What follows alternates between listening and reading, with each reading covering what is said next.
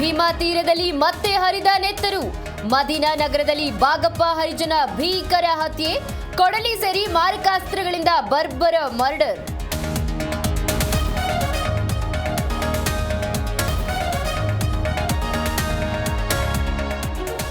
ಭದ್ರಾವತಿ ಶಾಸಕ ಸಂಗಮೇಶ್ ಪುತ್ರನಿಂದ ನಿಂದನೆ ಕೇಸ್. ಸರ್ಕಾರಿ ನೌಕರರ ಸಂಘದಿಂದ ತೀವ್ರ ಖಂಡನೆ.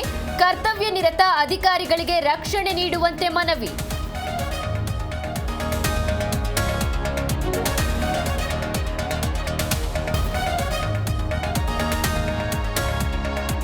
ರಸ್ತೆ ಬಿಡುವ ವಿಚಾರಕ್ಕೆ ಗ್ರಾಮ ಪಂಚಾಯಿತಿ ಅಧ್ಯಕ್ಷನ ದರ್ಪ.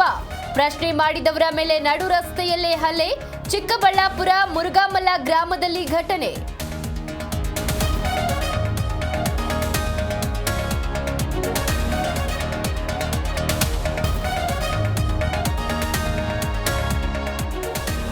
ಬಯಲಾಟದಲ್ಲಿ ಹೆಜ್ಜೆ ಹಾಕಿದ ಶ್ರೀರಾಮುಲು. ಕೈಯಲ್ಲಿ ಗದೆ ಹಿಡಿದು ಕುಣಿದ ಮಾಜಿ ಮಿನಿಸ್ಟರ್.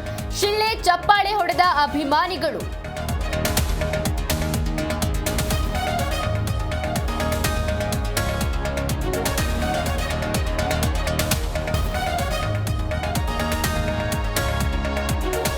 ಇಂದು ಭಾರತ ಇಂಗ್ಲೆಂಡ್ ವಿರುದ್ಧ ಅಂತಿಮ ಏಕದಿನ ಪಂದ್ಯ.